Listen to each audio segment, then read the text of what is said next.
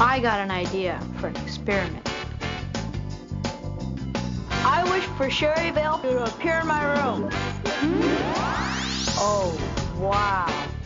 I have a bad feeling about this. Notice anything unusual around the house, Mr. Bailey? Unusual? Aliens. Get rid of that thing. I hate my life. Sometimes I wish my dad would just disappear. Ah! This is not good. Doug, get to work on that circuit board. I got a good feeling about this. I think everything's gonna be okay. It's time for the invisible dad to go to work. You just kicked a police officer! What's so funny? No time to fool around. I'm pretty sure that Duncan Gilbert stole my work. Come here. I'll bet you didn't see that coming. Just wanted to read the paper. Just a normal day off.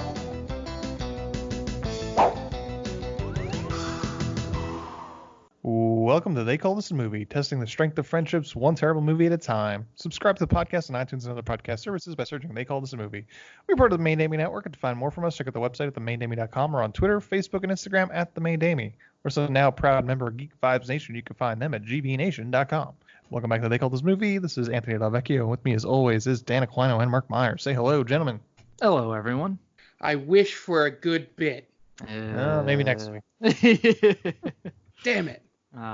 It takes a little while for it to materialize, I think. Yeah. I think you got to shout louder. Do you have I gotta have blood gems from Africa, apparently. Yeah. So, yes, everybody, we're back this week. And we're up to our old tricks, and we're tying these movies loosely to a brand new release. So The Invisible Man comes out this week, and we scoured Amazon Prime to find some movies where people turn invisible. And we found none other than the classic movie from 1998 known as Invisible Dad, directed by Fred Olen Ray. Yeah. I feel like he's going to be the focal point of this podcast. This is a very interesting director, Mr. Fred Olen Ray. But Mark, it sounded like you were about to say something. No, I was just basically going, oh boy, when you mentioned his name. Yep. Yeah, guys, Invisible Dad. I'm not going to ask you if you've ever seen this movie before, because I assume the answer is no, unless Mark's going to pull one out of his ass. Oh, yeah, I have VHS I watched it all the time. I still watch this all the time, guys. I wore out 2 VHS copies of it. Yeah. So, yeah. Where are you coming from with Invisible Dad? Where are we coming from? A place of despair. A lot of unfortunate moves were made in this film. I can't imagine anyone had fun making it, right? I feel like this was a strictly like collect whatever little money they were given and just get the hell out of Dodge as soon as filming was done. This was probably shot in like a week. You think so? I can imagine. Yeah. Maybe. I don't know. Do you think there was like a whole production crew? You know what I mean? Like there was a set designer, a principal photography. Do you think they had the whole works here, or was it just kind of, Fred Olen Ray just went out and said, this is where we're shooting. You stand here, you stand there. Action. I would say that he probably had a bare bones crew, but look, it is in focus the entire time. The sound quality is fine through most of it. So he had at least a sound guy, director of photography, and probably an assistant director of photography. So there's at least maybe 3 or 4 people. I'm thinking like a crew of 10 to 12. Don't stand up for this thing, man. You don't have to do this. All right? Look, we've watched movies where the boom mic keeps falling in the shot. They have that here. It's a hand. It's a hand instead of a boom mic, though. Is there really a hand? I did not see it. Oh, yeah. When the dad goes into the police station with the mop and he attacks the sheriff. I don't know who it is. He attacks the sheriff with the mop. You see the guy's hand. I didn't see that. It's there. It's so blatant. And I never see that stuff. So if I could see it, that's unforgivable. I must have had my head down writing my notes.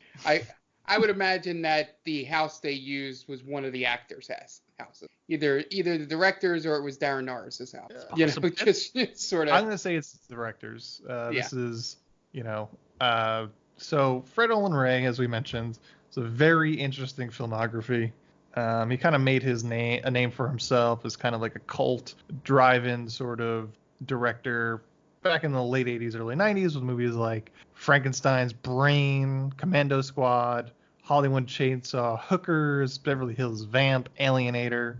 And he just kind of Evil Tunes. And then as days went on, as direct-to-video stuff kept coming, he kind of, read the room more or less, and changed a little bit. By the mid to late 90s, he started doing a little more family-friendly stuff, and then he started doing direct to Skinemax flicks that, if you are of the ages between 27 and 36, you probably watched a whole bunch of them because they were played on Cinemax all the time in the late 2000s. These movies definitely kept me company during many a March Madness tournaments. Yeah, I'm just kind of like, oh, well, I'm not going to watch this. I've got cable. Right. It's 3 o'clock. I just got out of work. Yeah. I'm not super tired yet. It's time to rub one out. And then call it a night. Yeah, so if you've heard of Fred Olen Ray. Yeah, so he went under the name Nicholas Medina for these movies, but probably heard of Bikini Roundup, Bikini Chain Gang, The Bikini Escort Company, Ghost in a Teeny Bikini, Bikini Girls from Lost Planet, Bikini Pirates, Bewitched Housewives, Super Ninja Bikini Babes, Girl with the Sex Ray Eyes, The Girl from Bikini, Bikini Royale, Tarzina Jiggle in the Jungle, one of his later ones, Bikini Frankenstein, Bikini Royale 2, Housewives from Another World, Bikini Jones in the Temple of Eros, just classics, Bikini Time Machine, Sexual Witchcraft, Lady Chatterley's Daughter, Knockouts, The Teeny Weeny Bikini Squad, Musty Housewives of Beverly Hills, Dirty Blondes from Beyond, Baby Dolls Beyond Bars. My favorite is The Girl from Bikini, but spelled Bikini. So Yes, it's like the Man from U.N.C.L.E. The Man from U.N.C.L.E., yeah. That's a good one. It's probably an espionage skin flick. Starring Beverly Lynn and Nicole Sheridan. Ooh, Nicole Sheridan. That's not bad. She's a blast from the past. Yeah. I'm going to have to click on that one real quick. I feel like Evan Stone. He's in all of them. Evan Stone's in all of them. I feel like Jeannie in a teeny bikini is one that's come up either as a joke at some point, or that's the one that when people reference these type of movies, it's one of the ones that come up. Yeah. Yeah. Yeah. Because it's just a ridiculous title name. I think that might have been that's kind of the first one in the Bikini series that came out in 2004. Bikini Airways, I guess, came out a little bit before that. These were all probably shot over a 3-day weekend. Right. Yeah, these took very little to make. Yeah. You just pump these out. They all had, everybody is the same. It's the same cast, and every single one of them: Nicole Sheridan, Voodoo, Evan Stone, Beverly Lynn. They all make appearances in these. It's you have the core group of the Bikini series there. Yeah. It's good to keep the chemistry. Yeah, it's like the core four. Right? Exactly. Yeah. Beverly They've won Lynn, so many Nicole championships. Sheridan, Evan Stone. Voodoo. There's a guy named Voodoo. The 90s were a wild time, man. No, it's a dude.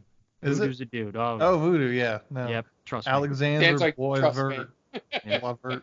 I think he was actually married to Nicole Sheridan at one point. Okay. Yep. I don't want to really flex my porn muscles, so. Dan. Yeah, that's the porno man. Yep, that's that. That's thankfully, that me. did not haunt me throughout my life, just in high school. Yeah, so he did all of these movies and probably made a good amount of money from Cinemax dropping these movies. I've always wondered, you got like these actual like adult film stars in these movies. I'm surprised there isn't like an X-rated version of these somewhere. I always thought it was like the original is the X-rated, and then they just cut it out. Exactly. But they don't exist anywhere, I don't believe. I guess not, and that's kind of a bummer. But I think they're trying to be more story driven, I guess, in these. I mean, I always appreciate a good high concept porno movie that right. doesn't involve step step parents or step brothers or MILFs. Yeah, Yeah. that's true. Good old fashioned ghost that likes to fuck. Who doesn't want to see that movie? I mean, listen, I'm all for it. Like Frankenstein. Give me more classic Universal monster porn movies. Yeah, exactly. We need more of that. Bikini Pirate. I mean, Pirates was the big production adult film. That's right. Of the 2000s. And that kind of brought it into the mainstream. Like we can do things. We can make big budget movies. We can make spy versions of softcore movies. You could. I've never watched the Pirates series though. I'm gonna be honest. I've heard of it, never watched it. But I know Evan Stone was in that. Yeah, there you go. Evan Stone, hardworking man. That dude was he's a legend. He's the Johnny Sins before Johnny Sins. Yeah, with that long mane of hair. He looks like a caveman. But now he looks god awful. Catch up with him?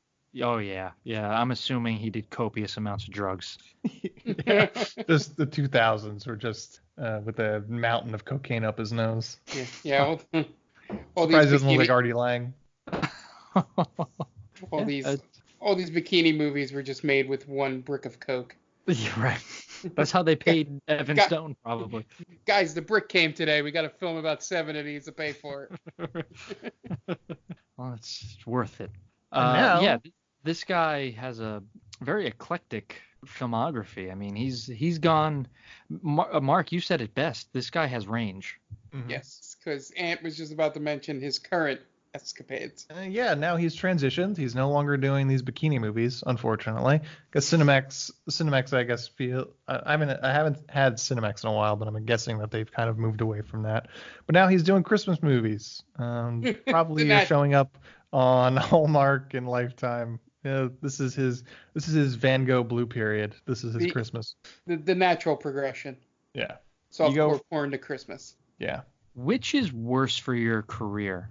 Hey man, he has 158 credits to his name in terms of director. He's working.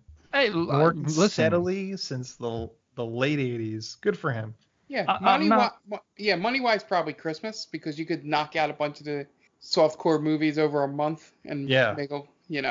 Listen, I'm not knocking his work ethic. The guy works. I get it. I'm just saying, which would you be more embarrassed by?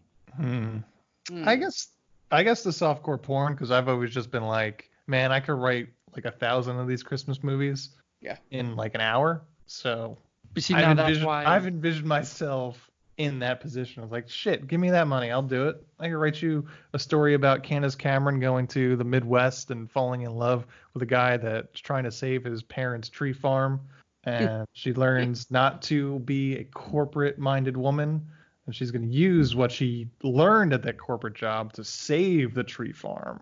And they have a whole bunch of kids named Chris and Noel and stuff like that. Bam. Well, wrote it right now. But you see, this is why I think it's worse to be the Christmas Story director, because there's no imagination whatsoever. At least with a skin flick, you can add crazy shit in there and just kind of go buck wild. Right? I guess if you start off with, Alienator and Chainsaw Hookers, the natural progression is more towards the skin flick, because they're both B-movie trashy exploitation. Right. You're just you're like a stone's toss away from porn at that point. Right. So, and it's probably a lot easier. It's like, you film a sex scene with Evan Stone wearing a pirate hat, and then they're like, all right, let's wrap, make sure the lighting's right. Evan, put on this, this eye patch. You're now a evil spy. Right. Yeah. They put the suit on. You have a little gun. Now you're double X7 or whatever. I don't know.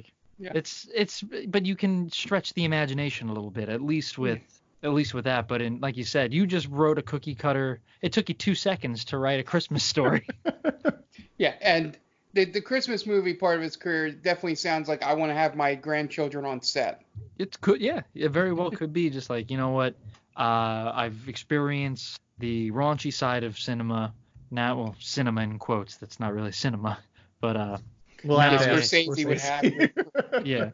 Scorsese would have a conniption if he saw this filmography. He watched Ghost in a Teen in Bikini. He was like, you know what? It's kind of cinema compared to Marvel. Fred Olen Ray and Martin Scorsese are secretly best friends.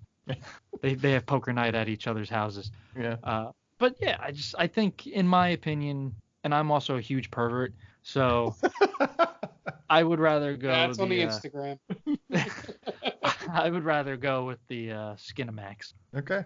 Yeah, I feel he had that moment like we all had during 50 Shades and I had during Sleeping Beauty, where at one point he was just like, I got to do something different than film naked bodies all the time. It's like become boring to me to see Nicole Sheridan undress.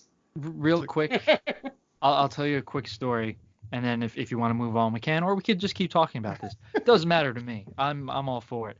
I worked with an editor at my old job, and one of his first gigs was editing for adult films. And he said one of his first days there, he was walking by the edit rooms, and you just see, you see these scenes constantly, and people just get super desensitized, he said. So guys are just like staring, they're like dead inside, he would say. They're just watching people get pounded over and over again, and they're just like drooling because it's just brain dead stuff. It's terrible. Mm-hmm. So that's what it would be like. Yeah. I guess to film it constantly, you're just like, okay, let's go back to this position. All right, we got to do this again, and it's just like over and over again. Reverse cowgirl, doggy. Right.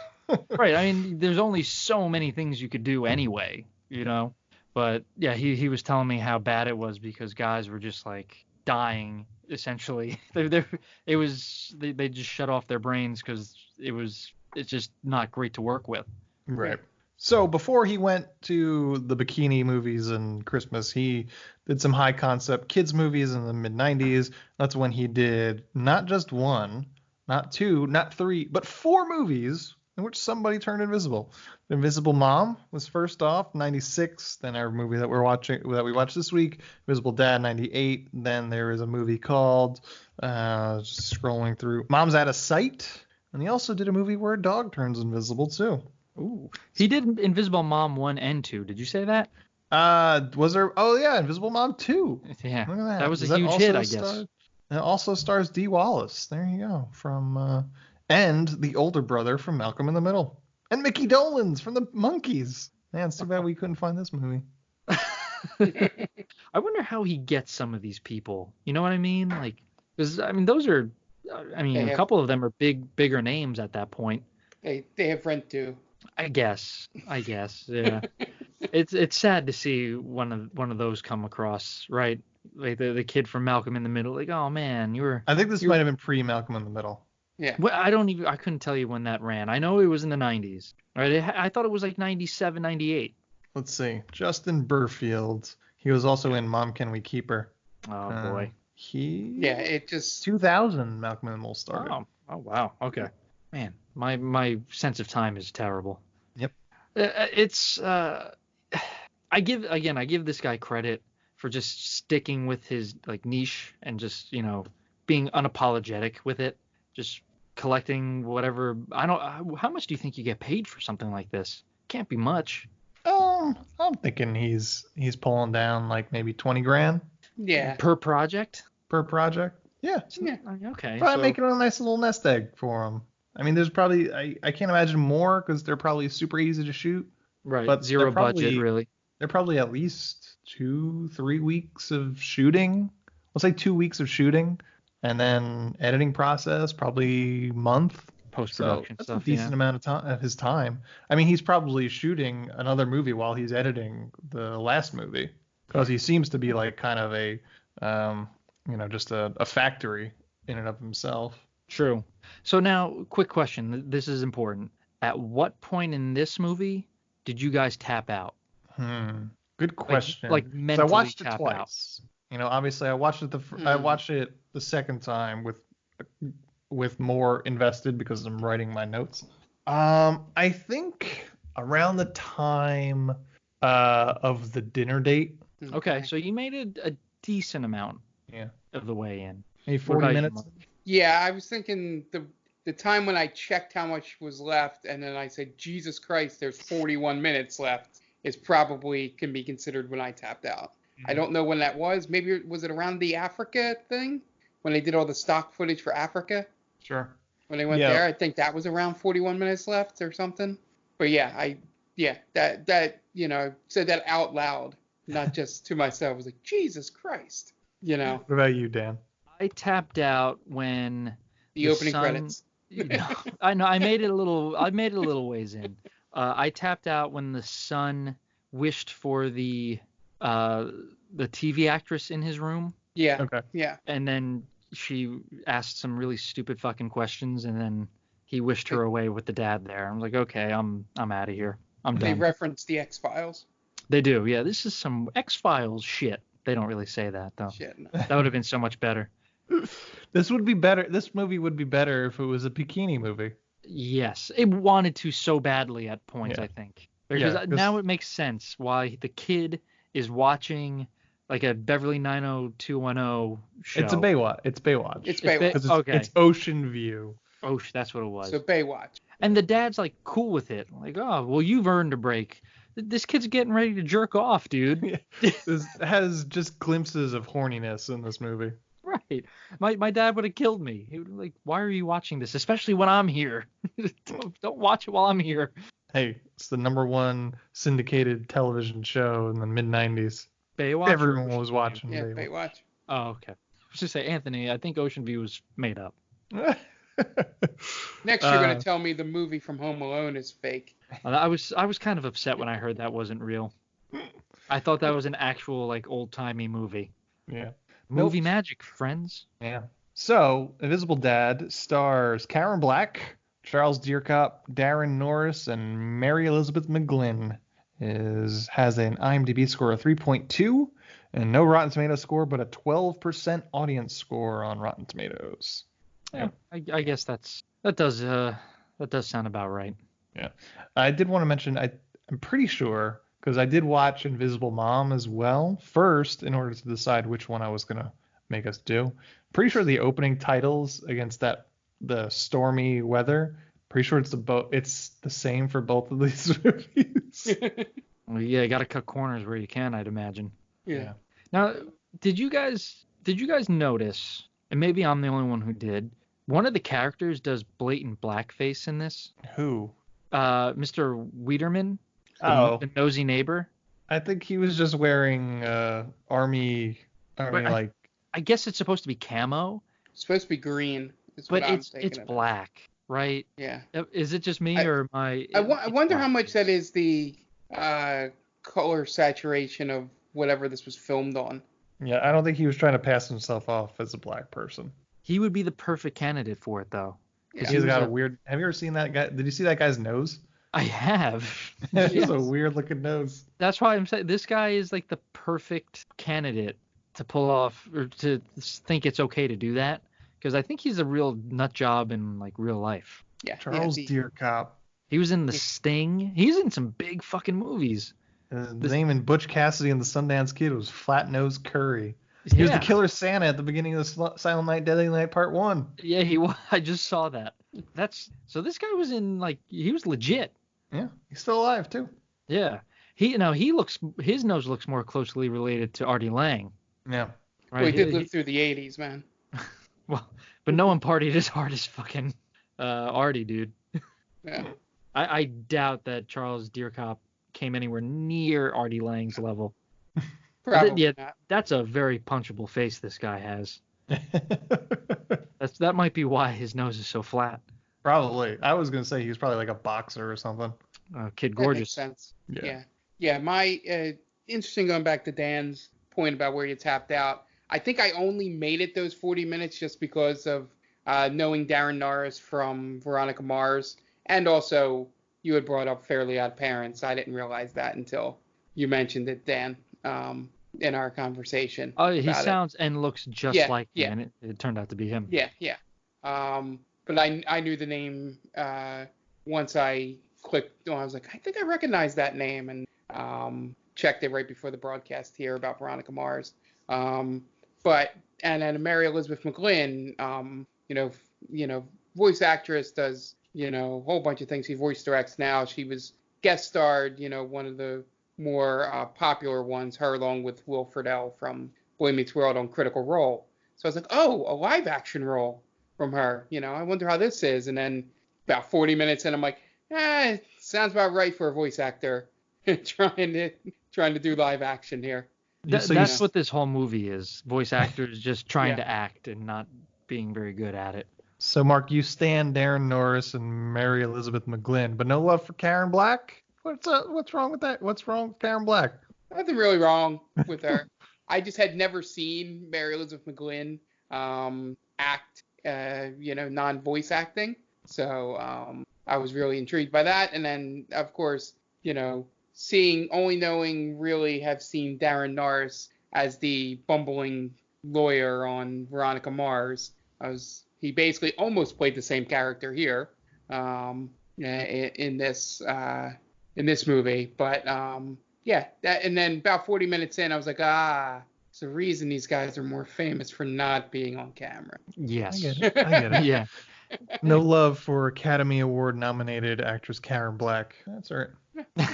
Mark's a huge hater, and we know this. I am. That's true. Was she in Star Wars? Because that would explain why I hate her. She was in Nashville. 5 Easy Pieces. Now I kind of hate her. I can't imagine you've seen Nashville. Not a second of Nashville. So what do you guys say? We've wasted enough time. You guys want to try and get into the plot at this point? That was a good ramble we had. Well, it touched on a lot of pornography, which is one of my favorite things. So yeah, we don't do enough porn in this. Maybe we should have a branch off and do a porn. They call this a movie podcast. They call this a porn. We have so many doors that we could open. Yeah, we could totally do the entire bikini series. We could. Talking about. It's ours for the taking. Have to procure them. I don't think Geek Vibes Nation will want to partner with us, but who knows? Well, we'll leave that up to them. Yes. We'll tell them that we've got another podcast. We're watching softcore pornos. That's a more interesting. So not like full on like porn. We're not going to go Dave Attell's old porn. Specifically softcore porn movies. Yeah, that's a little more friendly for audiences. We'll cover the Emmanuel series. There you go. Perfect. And we could. I'm trying to think. What I don't know. That would make her second appearance on these podcasts. Yeah, Krista Allen. Which I'm pretty sure. I'm under the impression though that Olen Ray directed a couple of Emmanuel series after Krista Allen, only because the guy that plays Rivington is in like the 2011 Emmanuel series. Okay. So, and this guy's like, I don't know. I just assumed that like Olen Ray would have something to do with that too. It's possible. But I find out. It's not on his filmography. Wow. And in one of them, there's no director mentioned. So that's what brought me to think of that. That's a huge missed opportunity. People can get away with using different fake names or stage names and, do a rodeo during the winter. Madison Bumgarner. Yeah. Wow. That's a joke that I actually caught. There we go. Wow. I'm very happy I found that one out. The assumption that Mark has that our listeners all follow baseball off-season stories is a big one, Mark. I'm not gonna lie. I think our friend Matt Malloy would know that. Yeah. He's a big sports guy. I think he would have got that joke. Yeah, that was Matt, the least. That joke was specifically for you. So I hope you got that one. That was the least shocking baseball story of the offseason. So you guys want to get into the plot? Yeah, let's do that. All right, but before we do, I think, Dan, you have a message. I do. I wanted to give a shout out to one of our good friends of the podcast. She is with Geek Vibes Nation. Tia, she has her own podcast, the Top 10 with Tia, a weekly podcast, where Tia and her crew tackle a number of entertaining topics, like the top 10 movies of the year or the top 10 worst on-screen couples. This week, they actually came out with the top 10 superhero fights, and I was going to be a part of it, but I had to get my wife's tire fixed because that's what my life is now. It's just fixing everything for my wife. This podcast has it all. wife. My wife. Oh, I can't believe I sunk down and did that. God damn it, Mark. Yes. This podcast has it all. Don't miss out. So, yeah, go check that out. Geek Vibes Nation. You can follow them, obviously, on Twitter, Instagram. I always get their, and I go to their website all the time. It's gvnation.com, right? That's correct. Yes, I got it. So check it Just out. listen to what I say at the beginning of every fucking episode. You talk so fast. It's impossible to keep up with you. I'm sorry. I can't listen that quickly. My brain registers things very slowly, Anthony. All right? But anyway, just go watch the top 10 with Tia. She's a good person, and that's all. All right. So we're going to take a break to listen to a word from friends of the podcast. So we will be right back.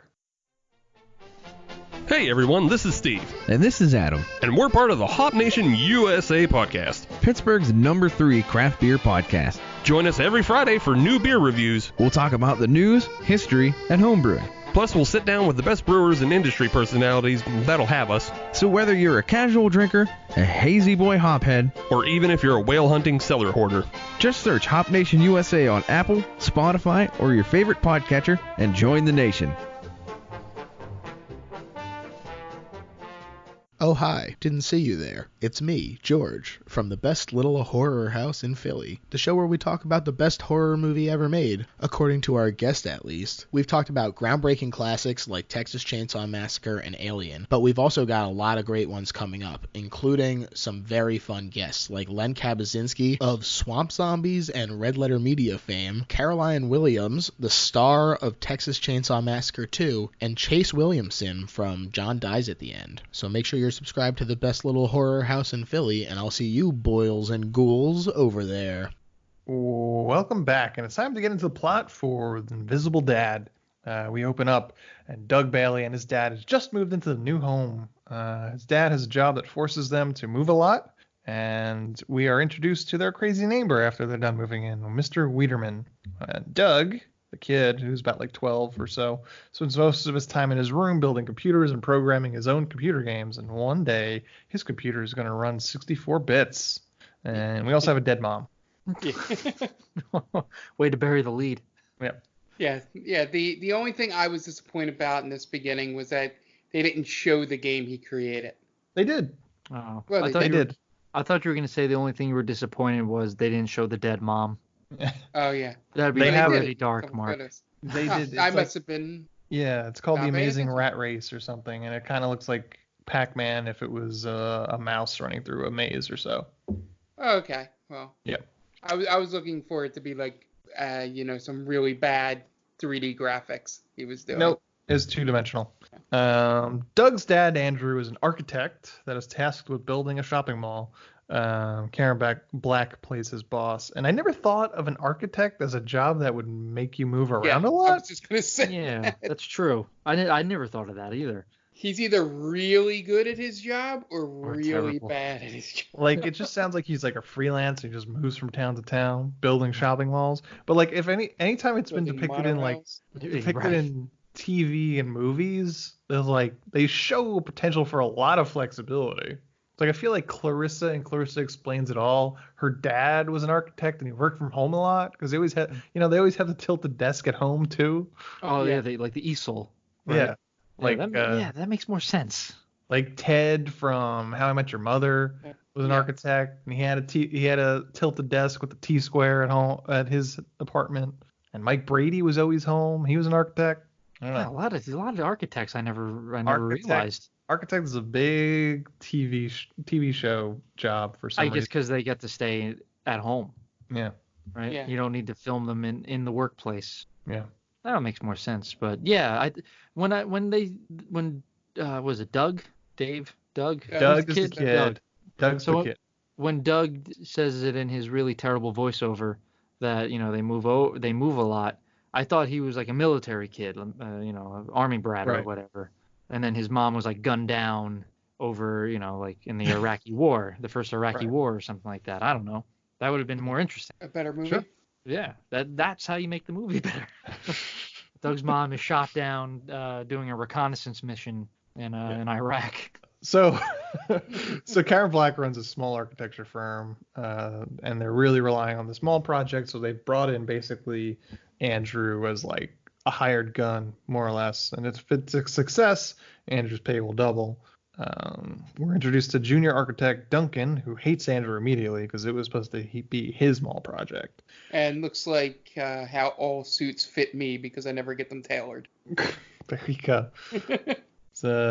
This Duncan is Mark's fashion plate. It's the one he looks up to. Yep, that jacket is right off the rack. And he's like, just every time you dress up in a suit, you're like, do I look like Duncan? Yeah. And if the answer is yes, then you're like, mission accomplished. Mission accomplished. I'll just imagine that Mark has a picture of this guy that plays Duncan in his room. I just never knew what movie it was from. I just saw him on the internet one time. Right. So we meet Doug's friend Jimmy, and he talks about how he's always having trouble making friends. He has this one really choice line that speaks to just abuse. He says, everyone always likes me at first, but then we move where my dad gets into one of his moods and scares them off. Ooh. Yeah, he does say that. Yeah, that's a red flag. Yeah. But we never see that mood. No. Well, he mentions that he's getting very mad because he thinks that the invisibility is causing his metabolism to speed up, so he goes and takes a nap. That's so lame. It's just so goddamn lame. I'm getting angry. I'm going to go take a nap. So Mr. Wiederman, he's a neighbor. He's spying on the new neighbors, and he thinks they're aliens. And his wife, who's like seems much younger than him, is just saying, no, they're not aliens. But he goes over. I was going to say, Mr. Wiederman was definitely in Nam, right? Like, he's shell-shocked? Yes. Okay. Most definitely. Yeah, he definitely has problems. I was kind of upset that they didn't do the, I forget what show it's from, but Abner. Oh, that was from Family Guy. well, it's from a show before that, isn't it? I thought it was. Yeah, I think Bewitched or something. Bewitched had the nose. The kid turned his father invisible. Yeah, I wish the boy is doing something. Right. I worked up all this courage to get this point. Are you gonna come over here and watch it or not? Yeah, I wish they had done that kind of joke, but this movie's too stupid to not do that. Yeah. So he goes over to introduce himself to Doug, who is tasked by his father to clean out the garage. And Mr. Wiederman tells him of the old owner, who was an inventor and possibly an alien. And one day he just up and vanished. Doug spends some time going through boxes that the old owner left behind in the garage and stumbles upon a weird gadget with a headset. So he goes back into the house, turns it on, and plugs it into his computer. He fools around with it for a while, I guess, and Andrew comes home and sees the garage is still full of boxes. So he orders him to go finish the garage and then go to bed without watching TV. And Doug makes an offhanded comment of that he wishes it was still 4 p.m. as he's still wearing the headset. And lo and behold, he opens the garage door, and it's 4 p.m. all over again. So he realizes that this machine is some sort of magic. So he cleans up the garage the second time around. His dad comes home to him watching Ocean View, which is basically Baywatch, which is maybe set in Ohio based on the plot description of the TV. Which is confusing because it's called Ocean View, and Ohio is notorious for not having neither the Atlantic or the Pacific on its on borders. that Erie Ocean, Lake Erie. Mm-hmm. So next day, Doug tells his buddy about the machine, and Jimmy immediately thinks about the video games that he wants to summon. Instead, Doug conjures up a banana split and eats himself into a sickness. But at work, what did you say, Mark? I was going to say that the next thing that's coming up is apparently the school district lets kids call themselves out sick. Yep. Well, he did them a favor and he called. Yeah. That's nice on his part. So at work, Andrew has a meeting discussing companies for the construction job. Duncan, the junior architect, wants to use Thunderbird for the construction, and Andrew nixes the idea, saying they use cheap materials. Doug calls out sick, so Andrew goes home. Doug's teacher, Sandy, shows up at his house to tell his dad that he plagiarized his paper. And so before this, Doug mentions that he wants to find his dad a woman, basically. A girlfriend. Yeah. A girlfriend. So was that Doug's plan here? He was going to tank his class so his teacher had to go to his house? it's a weird exchange between the father and the teacher, because the teacher's like, yeah, he's so smart, but then he plagiarizes. Like, that flies directly in the face of what you're talking about. Yeah, and then I also love the teacher is like, I'm glad at least he didn't just print it from the internet. It makes no difference where you... better. He handwrote all this, so that made it better. Thank God he didn't plagiarize it from A, he plagiarized it from B instead. Yeah. It's so much better when you plagiarize it from B. It's a weird conversation, because the dad is even just like, oh, he's an investigator. Like, the fuck are you talking about, dude?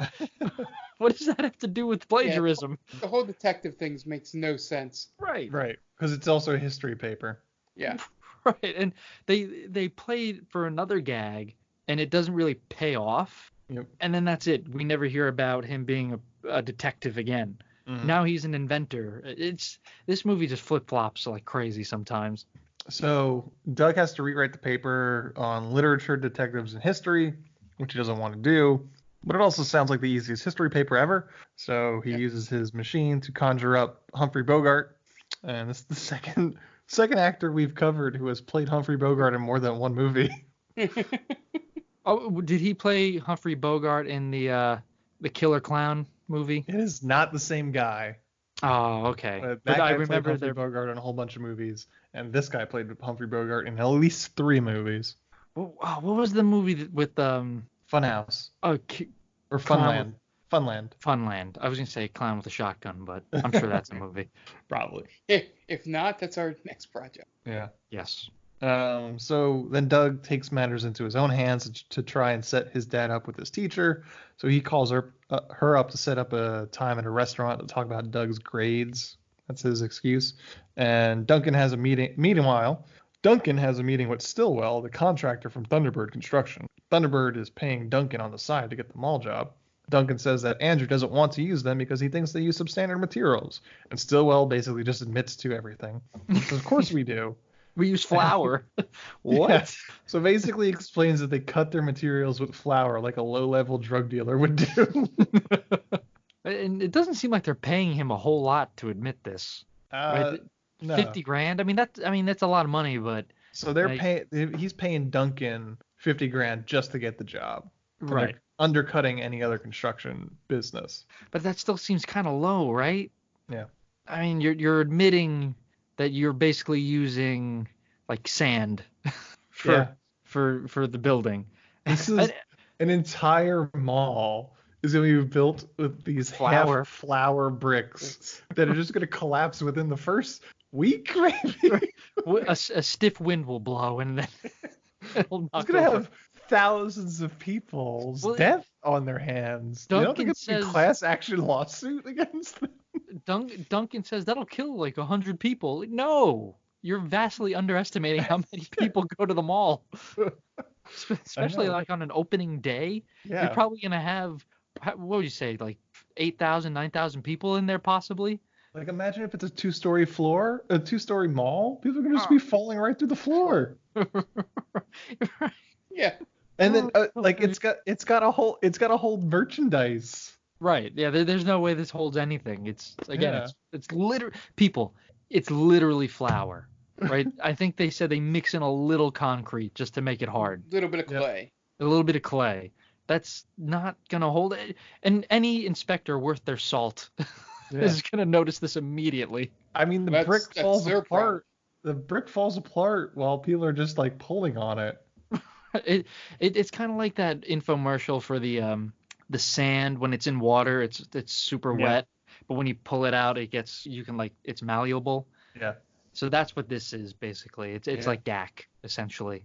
Yeah, Duncan just taking like he's not getting enough money. That's what I'm saying. $50,000 for this? You're gonna be indicted so fucking quickly. Yeah. At least make it worth your while, man. At least ask for like $250,000. I guess it doesn't make sense for Thunderbird for that because they won't make any money on this. I guess, but Jesus, man, I mean that's such poor planning. Yeah, it's short-sighted at best. Yeah, well, if we know anything about architects, if this goes down, he can just pack up and go to another town. Exactly. Because that's what architects do.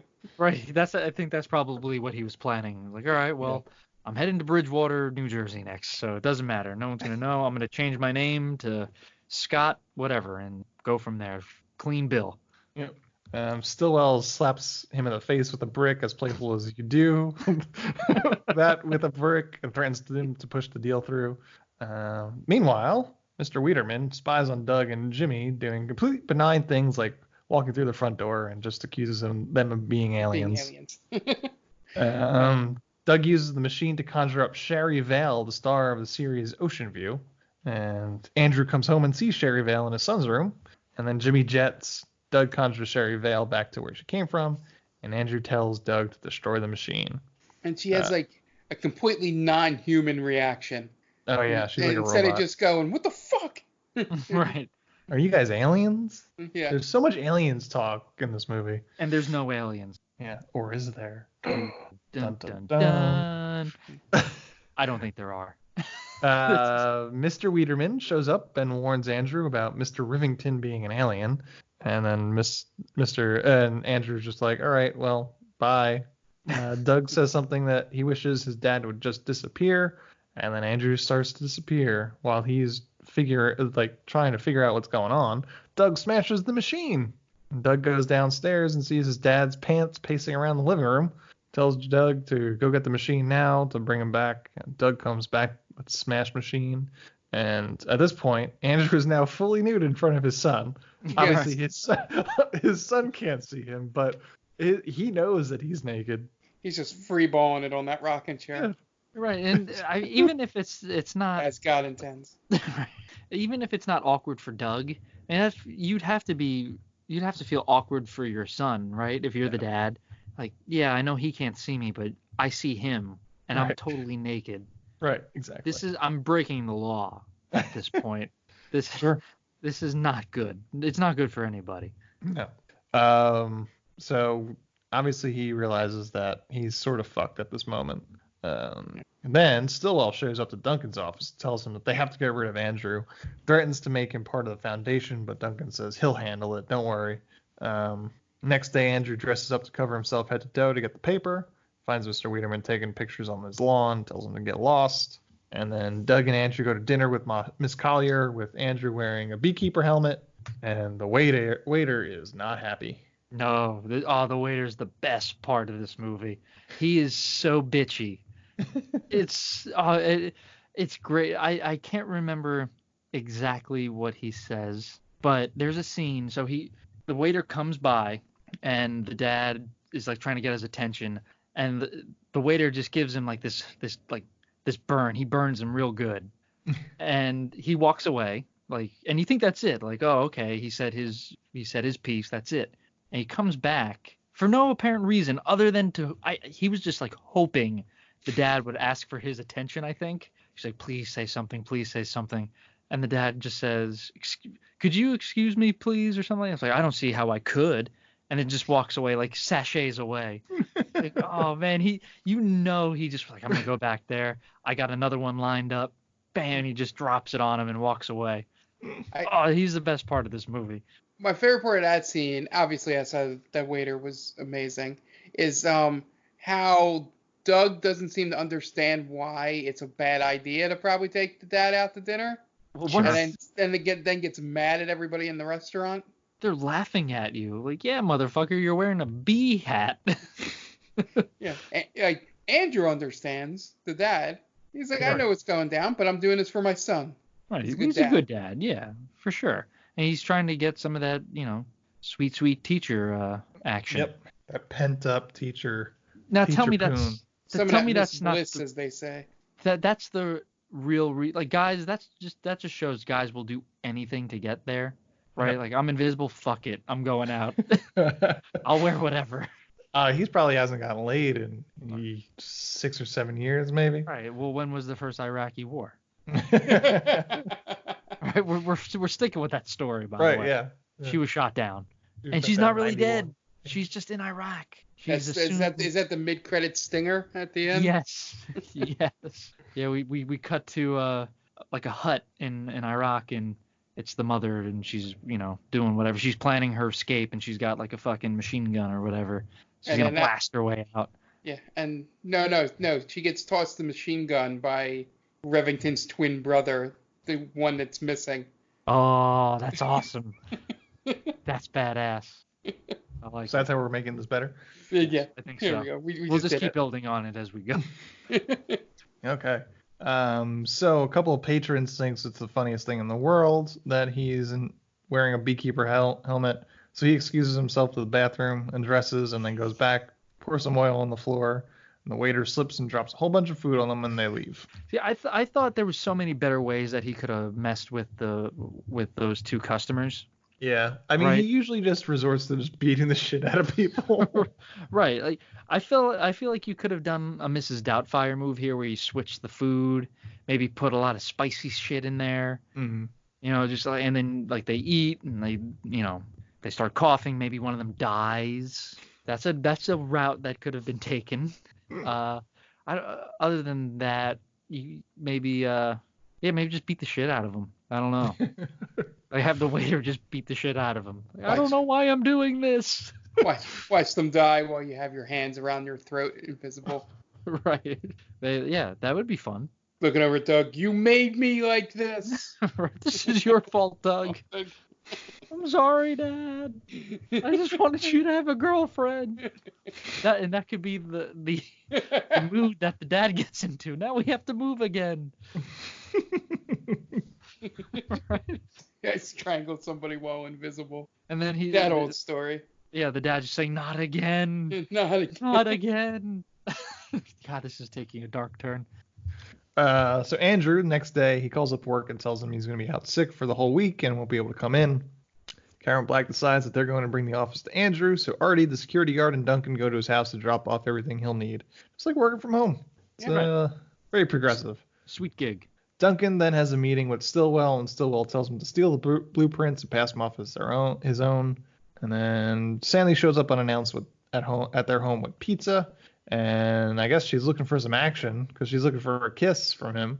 He says to close her eyes. He takes off the beekeeper helmet, kisses her, and then before he's able to put the helmet back on, Duncan burns himself on the pizza, and not Duncan, Doug burns himself on the pizza, and he screams out in pain, and she opens her eyes to see that Andrew's head is missing. She faints. Yeah, and then when she wakes up from this, it's the quickest understanding of a situation and forgiveness that I've ever seen in a movie. Yeah, so she comes to, they explain the situation, and she says she's going to try to help them by going to the library and trying to find out about Rivington, see if she can find out anything about him and his inventions. Duncan, meanwhile, pays someone to create his own blueprints for the mall, and basically tracing over Andrew's plans. Presents it to Karen Black, and she thinks they're great, and she's like, if Andrew doesn't come through with his plans, then we'll go with Duncan's. Sandy comes back from the library and finds out Rivington nearly blew up the art museum and became a recluse, and no one's seen him after that. He had an identical twin brother that went to Africa to study rare gems. We then get a quick scene of the identical twin in Africa, played by Robert Donovan, who is not the sort of prestige actor you think would be slumming it in this movie. He's just a random-ass guy that showed up in some Emmanuel movies. I thought he was going to be like a Christopher Plummer sort of in Star Crash sort of thing. It's like, man, this guy was in Hamlet with Laurence Olivier. Nope. Yeah, just needed something to keep him busy or whatever, you know? Yeah. Just a dude that hung out with Fred Olen Ray, I guess. Well, listen, man. Can't all be winners, dude. Yeah, no. Right? You can't always get the big names. So Doug attempts to fix the machine. He tries it and fails. Says he needs a 64-bit circuit, and he knows just where to get it, so he calls his buddy Jimmy with a plan. Then Africa, Dr. Rivington reads about a story about Sherry Vale and her alien abduction story, where she mentions Oakmore, California. How? Which I don't believe she mentioned that in her. She couldn't have known. Yeah. She's in the room. Yeah. They weren't like, we're aliens in Oakmore, California. Right. Yeah, she knows exactly where they are. I was in house 592 Oakmore, California on Sycamore Road. Like, what the fuck? How is that possible? Yeah. House 69420 on you know. She probably Related. saw Doug's like report card and was like, "Oh, I know where that school is. Right. I went there. I used to live in this house. This is I was a crazy. cougar too." How are we doing this year? Oh, not great. Not great. We're gonna miss the playoffs. All right. See you later. So Rivington reads Oakmore and he thinks, "Oh, his brother's back to his old tricks. No one's seen him in a while, so let's go back to Oakmore, California, and see what's going on." So Doug and Jimmy go to a computer parts store and try to steal a 64-bit circuit, but like, why didn't he just ask for $40? Right. And His dad is willful to help him solve the problem. It's just the dad has a specific invested interest in him solving he's this home. problem. And he's home. Right. He's not at work. Yeah. Yeah. So, And also, Jimmy is the worst lookout of all time. yep. He just stares at the front door. Mhm. Yep. The guy's not there. Walk around, dude. The guy that owns the store will not be coming through the front door. Right. He's already somewhere in the store. Right. It's just him looking. Where is it? Stupid kids. So they get caught and Jimmy jets again. Just runs away. Doug gets sent to jail. To jail. He's 12. They actually send him into like a jail cell for that. Mr. Wilson's pressing charges, man. They gotta wait for the juvenile police to go pick him up. Yeah. Send him to juvie. So Andrew and Sandy go to the police station. Mr. Wilson owns an electronics store, plans to press charges, and Mr. Wilson starts off at an 11. He's about to throw down with Sandy. Are you calling me a liar? Yeah, he's a real asshole, man. You're gonna press charges on a kid? Just like, come on. Yeah. Just tell the parents or whatever. Just like he's my student. He wouldn't steal. Which it would have been just so much easier. It was like, hey, can we just pay for this and just be on our way? Right. Like, listen, I'll punish him at home. Yeah. And I'll give him detention and here's the $40. Yeah. But she outwardly calls Mr. Wilson a liar, even though she says she's not calling him a liar, and he gets noticeably upset. I think he said he was gonna hit her. I think so too. Yeah, more or less. I think he kind of mumbled some stuff, but he was lunging at her like she was gonna get popped.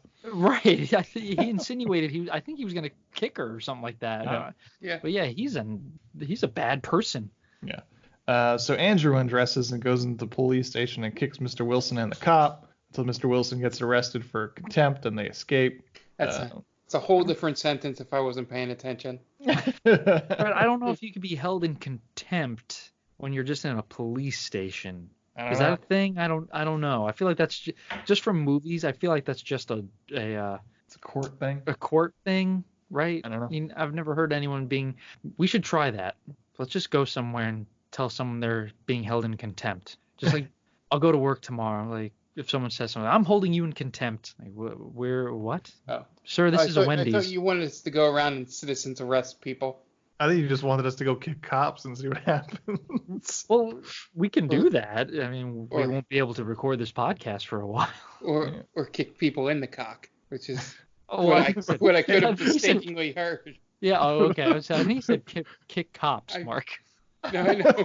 At least that's what I thought. No, that was my point of I could have very easily misheard that sentence when you said, and he kicks Mike Wilson and the cop, you know. Nope, that's not what I said. So you do whatever you want to do. Yep. So they go back home. Karen Black calls Andrew to fire him because now she's loving Duncan's design, and she's like, "Oh, this is all we need. We don't need this hot shot that we hired." He puts up no fight, by the way. Yeah. He's like, "Oh, I'm fired?" He takes it really well. Yeah. Well, what do you know? I got fired. His performance gets very different when he's invisible. It gets very voiceover. Yeah. Like voiceover actor. It becomes very cartoonish. Why I oughta. He does stuff like that. Yeah. So then he hangs up the phone and he's just like, I bet Duncan's behind all this. I bet he stole my designs and I could prove it. Yeah, but he has to figure out a way to expose Duncan because he's still invisible. Then from out of nowhere, Dr. Rivington shows up to the house and meanwhile the neighbor thinks that he's back from the dead. Yep. They're like, no, that was my brother. And then meanwhile, Artie, the security guard, confronts Duncan about stealing Andrew's plans. Duncan knocks him out and ties him up. And Dr. Rivington tools around with the gadget and uncovers the blueprints for how to fix it. So Rivington and Doug get to work. Andrew gets frustrated, so he goes to lie down for a while. You're so lame. What a lame dad thing to do. Yeah. So Stillwell sends a bunch of goons to the house to make sure Andrew doesn't make to the presentation. Rivington and Doug attempt the machine, but it doesn't work. Sandy and Andrew get an idea and decide to go to the presentation. And the presentation begins, and Sandy and Andrew show up in the office. Rivington finally reveals that he knows what's missing. It's some gem that he found. I don't 100% understand where he found the gem. It was on the beekeeper hat. So I thought it was like honey. Yeah, that's what I thought too. Right? Or like amber, I guess. Yeah. I don't know. It was either honey or amber. I couldn't be honest, but it's bullshit, whatever it is. It's a blood gem from Africa. That's what it was. Yep. That's 100%. Thank God I brought this blood gem with me all the way from Africa. He says he gave it to his brother, so it was definitely from him from his African travels. So they show up at the meeting, and during the meeting, Andrew, as Invisible Andrew, attacks Duncan and forces him to sexually assault one of the clients. And I forgot about that move. That's a very weird move in this film. So Andrew excuses himself. Duncan excuses himself to the bathroom to get cleaned up because Andrew also made him drop champagne on himself. And then Andrew just beats him up in the bathroom. He tries to bargain. Duncan tries to bargain with Andrew, said, "I'll give you whatever you want." Andrew asks him to admit that he sold his plans, and he says no because Stillwell will kill him. So he just knocks him out and takes his clothes. Meanwhile, Artie breaks out of the restraints. Rivington and Doug get the machine to work, and Doug wishes to bring his dad back from invisibility, so it works. This is where Andrew steals his clothes, so he takes a suit. Rivington and Doug leave the house, and the goons threaten them with crowbars. Rivington fights them off while Doug wishes them away to prison with Mr. Wilson. Jimmy also shows up and throws a newspaper at them. Andrew shows up to the presentation and tells Karen Black about Duncan stealing his plans. Shows his initials hidden in the plans, so proves that it was his plans all along. And Stillwell tries to escape with his kickback money. Artie interferes and gets his ass kicked, but shows that the building materials are garbage. Andrew gets his job back, and Duncan runs off ashamed. Then we have kind of like a postscript scene at the house. Rivington scares off Mr. Witterman with an alien mask. So Witterman goes home and he's like, "I'd prove that it's an alien." And then Mr. Witterman's wife is an alien, it's revealed. Yeah. She puts down her newspaper and she reveals herself to be an alien. They're already here. Yeah. Mm-hmm. Very lackluster. Yeah. Then Rivington decides he's going back to the jungle, and he takes the gadget with him, and before he leaves, he uses the gadget to summon Sherry Vale, and they go off to the Serengeti together. So he kidnaps her. I was going to say that. Yeah. Yep. He kidnaps Sherry Vale and presumably does things that she doesn't want him to do to her. Oh, yeah. He's basically a human trafficker at this point. Yep. Yeah, that's 100% what he is, Mark. How would you like to go to the Serengeti? I'd like to go home. Not too fucking bad. Yeah, she thinks she's going for Italian food. Right, yeah. I love Italian food. Like, oh, this is going to be so much easier than I thought. Yeah. She doesn't even have a passport, I'm assuming. She's only wearing a bathing suit. Oh, it's the 90s. Yeah. Right, sure. Yeah. Terrorism hadn't been invented yet. Yeah, but passports still existed, guys. Yeah, too bad. Oh. Did it? Yes, passports were that thing before 9/11. I think yeah, it's gonna have to Google my that. joke was that you could bribe, an airport security guy. Just let her on. She's fine. She's cool. She's with me. Well, she's Are also you suggesting that the people that work for the TCA aren't all upstanding, the letter of the law people? 100%. Man, you're gonna piss off the wrong people. There was no TCA. We're gonna move on. There's people that worked at the airport. Why can't I? TSA. TSA. I'm sorry. Yeah, cut that out. For sure, cut that out. Nope. Oh, god damn it. So then it gets super dark at the end where Doug wishes he had the machine back so he could ask for his mom back. Yeah. He could have done that at any time in the beginning, but nope. Oh, yeah. Why didn't they do that? There's so many things that he could have done. Nope. He just really wanted. He wanted to. What was his plan with Sherry Vale? Was it to give to his dad, or was he gonna try and fuck Sherry Vale? I think he wanted it for himself. Spank bank material. Yeah. Yeah, 100%. Show me your tits. Right. and also to show off for his friend. Right. Oh yeah. Jimmy popped a huge boner at that moment. He definitely did. And the one thing. Why you ran away? The one thing that really annoyed me was when the dad sees that he has this awesome machine that defies space and time and logic, and the kid goes, "We can make so much money," and he says, "We work for our money here. Don't be that guy. All right? There's nothing wrong. You're not stealing. Nope. Right? I can understand you want to teach your kid about responsibility and hard work, but come on, my man. Yeah, you're just redistributing the wealth. Right. Mm-hmm. When you get a miracle, you don't fucking say no to it, all right? That's right. You don't do that, all right? You're spitting in the face of everyone who needs that money, all right, dude? Don't be that guy, all right? To the listeners out there, if you come across or invent a machine that grants your wishes, the first thing you should do is just ask Wish for more wishes. Money. Well, I don't think there's a limit, Mark. I think you just get unlimited wishes here. So you wish for Sherry Vale first and foremost. She's probably like 60 now, so that's probably not great, but still you do it. And then you wish for a ton of money. To, right? Yeah, well, to pay homage to this movie, you have to wish for Sherry Vale. All right, take her to the Serengeti, and then just a ton of first money, then Serengeti. Yeah. And then wish for your dead mom, if you have a dead mom. That is the official canon order. Yes, that's my recommendation. You can do it however you want, but that's the correct way to do it. Yeah. And that's the end of Invisible Dad. It sucks. This is one of the worst movies we've watched in a long time. Yeah, we were kind of on a roll with decent movies, at least watchable movies. And this we just fucking tanked real hard on this one, guys. Like at least 50 Shades of Grey had production value behind it. Right. Yeah, and it had a decent soundtrack. Yeah. It had nudity. Yep. And even though it was like super awkward nudity, I mean that trumps this stuff any day of the year. I think I'm gonna say Santa with Muscles is like the last stinker. Yeah. Yeah. And that had Hulk Hogan in it. So yep. At least that had an Angel Baby. Oof, man, Angel Baby. This movie could have used its own Angel Baby. Yeah. I don't know what to say about this. That after this podcast, Stan, me, and you are going to go write the sequel, which is the mom and the other twin brother breaking out of Iraq.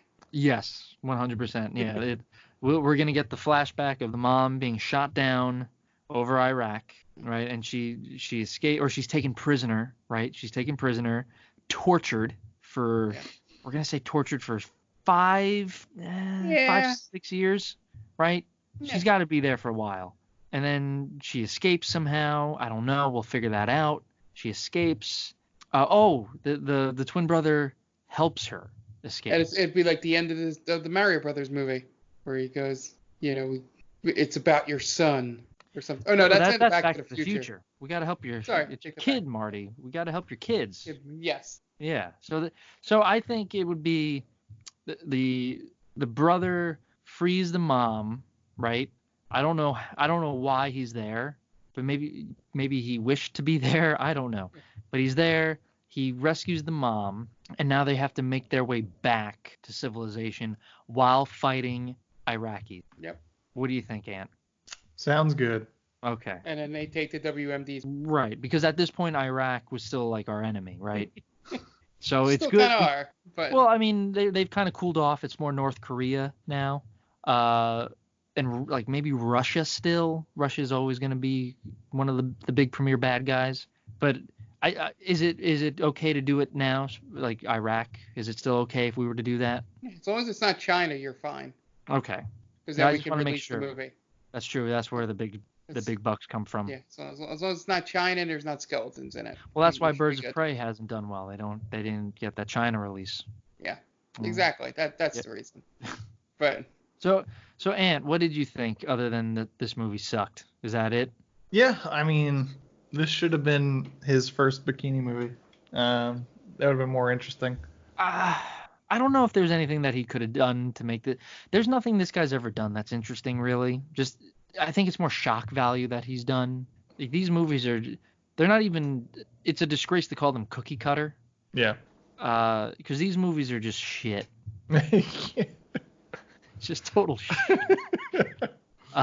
And I get that there's I guess in Hollywood or in the filmmaking business, however you want to call it, you're always going to have, obviously, your upper echelon guys, and then you're going to have your mid-tier, and then you're going to have, this fucking guy. But, god damn it, I wish this didn't exist. I wish guys like him didn't exist, because we don't need these movies. These are useless movies. They're useless. What do? They're good for this. That's it.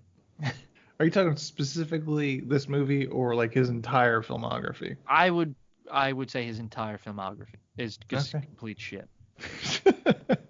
I've only seen one of his movies. Well, that's not true. I've gone on record saying I've probably seen a number of the Bikini movies, but they're shit. They don't even do that well, probably. Yeah, you've only seen them 2 minutes at a time. Well, give me a little credit. All right, 5 minutes, depending on if I'm tired. Yeah, I mean, there's plenty of plot in there too. You're just not jerking it the whole time. That's true. I mean, and the women are attractive enough, obviously. I don't want to get into that. Regardless, I'm not digging down that hole. This is the backdoor pilot for our new podcast. Yeah. Guys, this movie was really bad. It was. It's really stupid. It serves no purpose in life. It serves no purpose in film history. It's easily forgettable. I can't wait to forget it. Which will be immediately after I hang up with you guys. Oh yeah. Before I watched this for a second time, I could not remember a single thing that happened in this movie. Yeah, I mean, I remember bits and pieces of it. I just really remember the waiter going off. But that's it, man. Like, just fuck this movie, dude. Well, blame the Invisible Man for this one. No, I blame. I don't know. I couldn't even tell you who this is directed for or made for, but fuck them, those people, because someone must have liked this. He made other movies. Yeah, children in the 90s, I guess. Yeah, we were dumbasses. Yeah. Invisible Dads, terrible. I think I was gonna say suck my dick, but I refrained at that point. All right, it sounds like we're wrapping up, so I think that's gonna, you guys want to plug your shit, make it quick? Sure. At Diaquino122 on Twitter. Follow Stranger Damies on Twitter and Instagram at Stranger Damies. We just passed 400 followers, so that's a nice milestone. We're gearing up for 500. We're getting there, slowly but surely. And we were discussing possibly having a little giveaway once we get to 500. Obviously, still in the works, but it could be you. And once we figure out what we're going to give away, it's going to be fucking awesome. It's going to be better than Invisible Dad. I promise you that. Well, right? we're gonna give away gifts, not the people. Well, you said we're gonna have a giveaway, and it could be you. That's what you said. Did I say that? Holy shit. I did not mean that. I knew what you meant. Say it's going to be awesome. Yeah, I don't know. I'm tired. Just breaking your balls. But... Maybe I will give away someone. Fuck it. It's me, Sherry Vale. We have it right here. Right. We're going to give away Sherry Vale. But yeah, follow us there. Hit us up if you have any, if you like what you hear. If you don't like what you hear, we're more than willing to discuss ad nauseum. Yeah, and that hitting that 400 followers is perfect timing coming up to episode 100 of Stranger Damies, which aired yesterday here. So one of our better RP episodes, which I really did enjoy.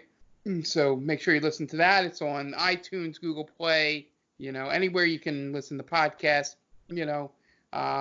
We're soon, still in the works. If we're trying to catch and just watch our videos, probably going to be behind on that because we're still trying to figure out, what we're doing with that. But at least the podcast, the audio is perfectly fine and it comes out really well. And you guys are, barreling towards, a final showdown with the one of the main antagonists that you've had so far. So be on the lookout for that. Every Wednesday, right there on all your favorite podcast feed. Okay. Yeah, and we are They Call This Movie. You can find us at theycallthismovie.podbean.com or on all podcast streaming apps that They Call This Movie. Search that. We should pop right up. That's Spotify, Stitcher, Google Play Podcasts, basically anything that uses an iTunes feed, we should come right up. Anywhere you cast your pods, basically. We're The Main Damie. You can find it at themaindamie.com. on Twitter, Facebook, Instagram, at The Main Damie. Just search that. We should come right up. We're all now proud member of Geek Vibes Nation. GVNation.com is our main website, and they're on all social at Geek Vibes Nation. We're on their podcast stream, along with a whole bunch of other great shows. Stranger Damie's is there. A bunch of other shows that we have nothing to do with is there. Top Great 10 bunch with of people. Top 10 with Tia. Bunch of great people, have great shows, a whole bunch of different interests that they satisfy there. And that's Geek Vibes Nation, and that's going to do it for us today. This has been Invisible Dad. I put these poor guys through this movie this week. Apologize to them, and hopefully next week's movie will be better. But that's going to wrap it up. I am at AntDelvec on Twitter. If you have any suggestions, you could send us an email at themaindamie@gmail.com. Please, if you have 5 seconds, just rate and review our podcast. Give us 5 stars on iTunes. Tell us we're doing great. It really helps us out. Get seen because of the algorithm. But that's going to basically do it. So for Dan Aquino and Mark Myers, this is Anthony Del Vecchio telling director of Invisible Dad, Olen Ray, to go fuck himself. All right.